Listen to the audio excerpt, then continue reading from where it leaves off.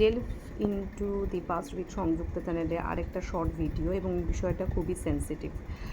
তৃণমূল সরকারের আমলে 2011 থেকে 2026 ভোটের রেজাল্ট বেরোনোর আগে পর্যন্ত যে স্বল্প সংখ্যক সিএসসি হয়েছিল, অনেকে ভেবেছিল যে তাতে হয়তো দুর্নীতির প্রকাশ পাবে না, কারণ স্কুল সার্ভিস কমিশনে ওএমআর পাওয়া যায়, তাই জন্য খুব সহজেই সেটাকে হাতিয়ার করে আপনি কোর্টে কেস করতে পারেন।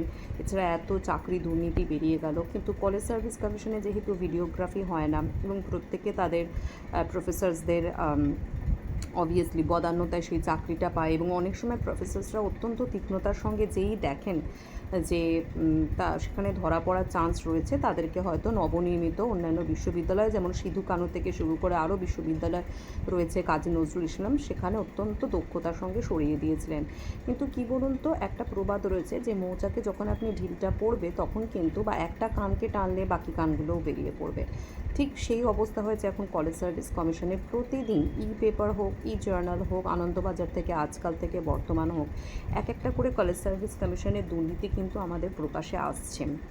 এবং এইটা দেখুন, একজন যখন ধরা পড়বেন তখন অবভিয়াসলি তিনি তার বাকি সঙ্গী সাথীদের, যে সমস্ত প্রফেসররা দুর্নীতি করেছেন, বোর্ডে বসে থেকে টাকা নিয়েছেন, হয়তো অনেকে বলবেন যে সরকারের ওপর থেকে প্রেশার ছিল, কিন্তু একটা কথা আপনাকে মাথায় রাখতে হবে, সরকারের ওপর থেকে প্রেশার ছিল। আপনারা যদি একত্রে দুর্নীতির এগেনস্টে দাঁড়াতে পারতেন, তাহলে এই বিশাল বড় মাফিয়া, যেটাকে আমরা বলে থাকি এডুকেশন মাফিয়া, সেই জালটা তৈরি হতো না। এখনও অনেক প্রফেসররা রয়েছে, তারা এখনও কিন্তু সেই ভেবেছিলেন যে 2026 যে কলেজ সার্ভিস কমিশনটা হতে চলেছে সেখানে তারা বাজিমাত করে বেরিয়ে যাবেন, এবং অত্যন্ত সেই জন্য আমি অবাক হয়ে গেছিলাম 2026 জাস্ট কলেজ সার্ভিস কমিশনের অ্যাডভার্টিজমেন্টটা বেরোনোর আগে তড়িঘড়ি করে অত্যন্ত বর্ধমান থেকে, কল্যাণী থেকে, বিশ্বভারতী থেকে, বিশ্বভারতী যদিও সেন্ট্রাল ইউনিভার্সিটি, রবীন্দ্র ভারতীর কথা বলছি, ক্যালকাটা বিশ্ববিদ্যালয় থেকে, এবং সিধু কানু তো আছেই, কাজী নজরুল ইসলাম, প্রচুর প্রচুর ছাত্রছাত্রীদের সঙ্গে সঙ্গে পিএইচডি পাওয়ানো হয়েছে।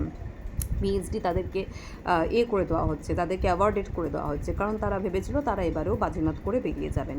কিন্তু দেখবেন সব কিছুরই একটা শেষ রয়েছে, এবং আপনারা যেই কাজটা করেছেন আপনাদের নামও আস্তে আস্তে সবার সামনে চলে আসবে, এবং আপনারা সেই সম্মানটুকু হারিয়ে ফেলেছেন। স্টুডেন্টদের কাছে আপনাদের যে সম্মান, সে জায়গাটা, যে সমস্ত ছাত্রছাত্রীরা যারা অত্যন্ত যোগ্য তাদেরকে আপনারা সেখান থেকে সরিয়ে সেই জায়গাটা পেতে দিয়েছেন। আপনাদের জীবনে আর কী অ্যাচিভমেন্ট আছে? অ্যাকাডেমিক অ্যাচিভমেন্ট ছাড়া তো পয়সার আপনাদের অভাব নেই, সেক্ষেত্রে যারা যোগ্য তাদেরকে সেই জায়গাটা আপনারা দেননি, এবং ঈশ্বর কিন্তু সেটা আপনাদের ক্ষমা করবেন না, এবং ভবিষ্যতে আপনাদের জন্য কিন্তু একটা ভয়ের জায়গা হয়ে দাঁড়ালো। বর্তমান সরকারকে কুর্নিয়ে যদি এইভাবে তারা কাজ করে যান, তাহলে কিন্তু তাদের জন্য আরও ভালো কিছু অপেক্ষা করছে। এইটুকুই বলার। ধন্যবাদ।